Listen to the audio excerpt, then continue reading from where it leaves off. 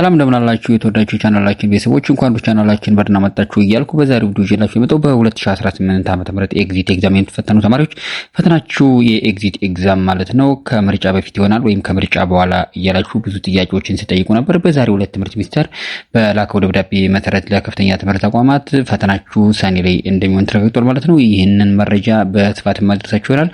ቻናላችን ሰብስክራይብ ማድረግ ቻናላችን ቤተሰብ ሁኑ፣ ቪዲዮንም ላይክ በማድረግ ጀምሩት። እንዲሁም ደግሞ ይጠቅማል ብላችሁ ለምታስቡት ጓደኛችሁ ቪዲዮውን ሼር ብታደርጉት ይጠቅማል ብዬ አስባለሁ። ደብዳቤውንም እዚህ ጋር ያይዝላችኋለሁ ትምህርት ሚኒስቴር የላከውን ደብዳቤ ማለት ነው። ቀጥታ ወደ ቪዲዮ እንሄዳለን። በነገራችን ላይ ይሄ ደብዳቤ ከመውጣቱ በፊት በቀደም ሌላ ቪዲዮ ሰርችላችሁ ነበር። 100% ፈተናችሁ ሰኔ ላይ ሆኗል የሚል ቪዲዮ ሰርችላችሁ ነበር ማለት ነው። ወይም ደግሞ ከምርጫ በኋላ ሆኗል ማለት ነው። ምክንያቱም ብዙ ልጆች እየጠየቃችሁ ነበር። ጥያቄያችሁ ፈተናችሁ ከምርጫ በኋላ እንደሚሆን አይነት ሐሳብ ብዙ ሰዎች ሲያሰራጩ ስለሰማችሁ ነበር ማለት ነው።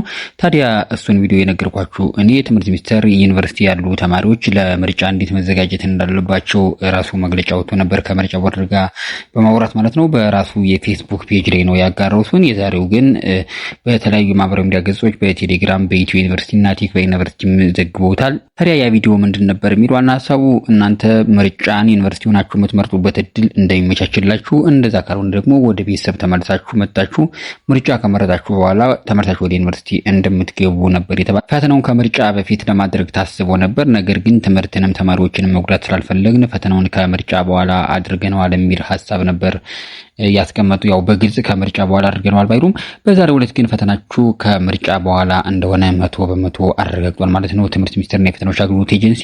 ታዲያ ዛሬ በወጣው ደብዳቤ መሰረት የትምህርት ሚኒስቴርና የፈተናዎች አገልግሎት ኤጀንሲ በጋራ በመሆን ለከፍተኛ ትምህርት ተቋማት የላኩት ደብዳቤ የከፍተኛ ትምህርት ተቋማት ምን ያህል ተማሪ እንዳላቸው ለኤግዚት ኤግዛም ዝግጁ የሆነ ማለት ነው። ምክንያቱም እንደምናውቀው አንድ ተማሪ አንድ ሜጀር ኮርስ እንኳን ኤፍ ካለበት ለኤግዚት ኤግዛም ብቁ አይደለም ተብሎ እንደሚታሰብና ፈተናው እንደማይፈተን ታውቃላችሁ። ታዲያ ለዚህ ብቁ የሆኑ ስንት ተማሪዎች አሏችሁ? ዲፓርትመንታቸውና የተማሪዎችን ቁጥር አያይዛችሁ ላኩልኝ የሚል ደብዳቤ ትምህርት ሚኒስቴርና የፈተናዎች አገልግሎት ኤጀንሲ ልኳል ማለት ነው ለከፍተኛ ትምህርት ተቋማት ወይም ለዩኒቨርሲቲዎች ማለት ነው። ታዲያ እነዚህ ዩኒቨርሲቲዎች በጣም ካዘገያችሁት ለትምህርት ሚኒስቴር ወይም ለፈተናዎች አገልግሎት ኤጀንሲ ለመላክ ማለት ነው እስከ ሚያዝያ 2 ድረስ ብቻ ነው። ከዛ በኋላ ብትልኩት ላንቀበል እንችላለን የሚል ጥብቅ የሆነ ማስጠንቀቂያውን አያይዞ ትምህርት ሚኒስቴር ለዩኒቨርሲቲዎች ደብዳቤ ልኳል ማለት ነው። ስለዚህ ፈተናችሁ 100% ከምርጫ በኋላ ሆኗል ማለት ነው። እናንተ ምናልባት ለምርጫ ምን ሊል ይችላል የሚለው ትምህርት ሚኒስቴር በቀደም ያስቀመጠው ደብዳቤ ጋር እንደነገርኳችሁ ነው። ምርጫውን መታችሁ ከቤተሰብ መርጣችሁ እንደገና ወደ ዩኒቨርሲቲ ተመለሳላችሁ የሚል ሐሳብ አለ። እሱ ደግሞ ተማሪዎችን ሊጎዳም ስለሚችል አንጻራዊ አሁን አገሪቱ ያለችበት ሁኔታ ምን እንደምታውቁት ስለሆነ ዓለም ትንሽ ቀውስ ውስጥ ነውና ትራንስፖርትን በጣም እጥረት አለ። ኢቭን ከተማዎች ላይ እንኳን ለመንቀሳቀስ በጣም ችግር ነው።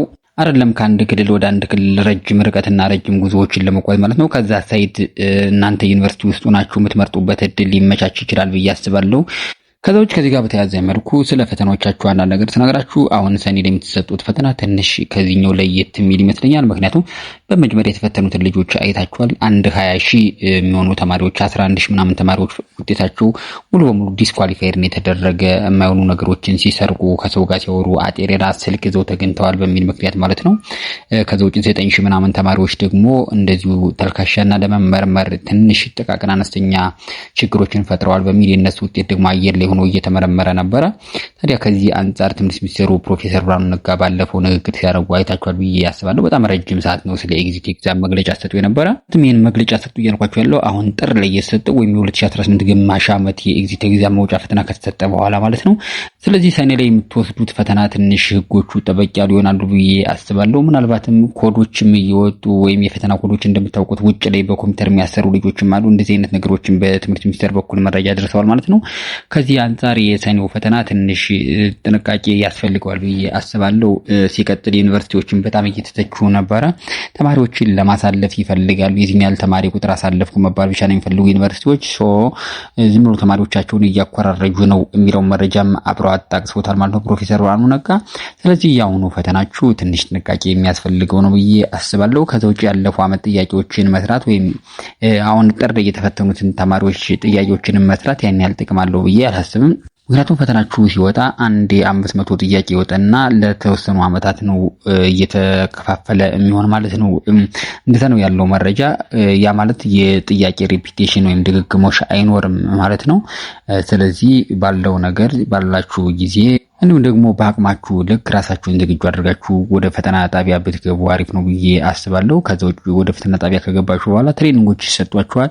በእነዛ ትሬኒንግ መሰረት ብዙ ጊዜ ተማሪዎች የሚወርቁበት ምክንያት በነገራችን ላይ ኮምፒውተር ላይ ባላችሁ አቅም ነው። ያው ብዙ ጊዜ ቶሎ ካልገባችሁ ኮምፒውተሮቻችሁ ስታክ ሊያረጉባችሁ ይችላሉ። የኢንተርኔት ችግር ሊፈጠር ይችላል ምናምን። እነዛን ችግሮቻችሁን ቀድማችሁ ገብታችሁ መፍጠን ይኖርባችኋል። ከዛ ውጭ ግን ኮምፒውተሩ ላይ ባሉት የጥያቄው ላይ ያሉ ጥያቄውን ልክ እንደከፍታችሁት ኢንተርፌስ ላይ ፊት ለፊት የሚመጡ ነገሮች አሉ። እነዛን ነገሮች ለምሳሌ ምርጫ ላይ ክሊር ቾይዝ የሚል ነገር አለ። አሁን ትሬኒንግ ስትወስዱ ታዩታላችሁ። ክሊር ቾይዝ በጣም ወሳኝ ነገር ነው። አንድ ማርክ እንኳን ዋጋ ስላለው ለምሳሌ የአንድ ጥያቄ መልስ መቀየር ብትፈልጉ እርግጠኛ ሆናችሁበት መልስ ካገኛችሁት አንድ ጥያቄ 4 ምርጫ ይዛል። ከዛ ውስጥ 4ቱ ኤቢሲዲ ነው።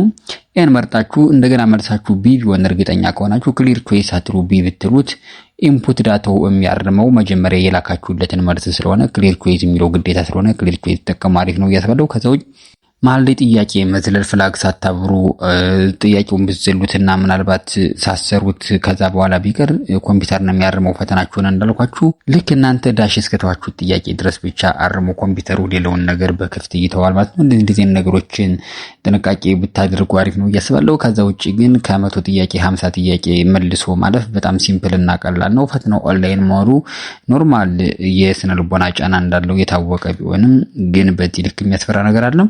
ማንኛውም ሐሳብ አስተያየት ካላችሁ ኮሜንት ሴክሽን ላይ ብትጽፉልኝ ላሳውቃችሁ እችላለሁ። ወደፊት አዲስ ነገሮች ሲፈጠሩ በዚሁ ቻናል ማሳውቃችሁ ይሆናል። ቻናላችን ሰብስክራይብ ማድረግ የቻናላችን ቤተሰብ ሆኑ እላችኋለሁ። አሁንም በድጋሚ ይህ ቪዲዮ ያስፈልጋል ባችሁ የምታስቡት ሰው ወይም ጓደኛ ካላችሁ ለሰው ሼር አድርጉለት። ቴንክ ዩ ሶ ማች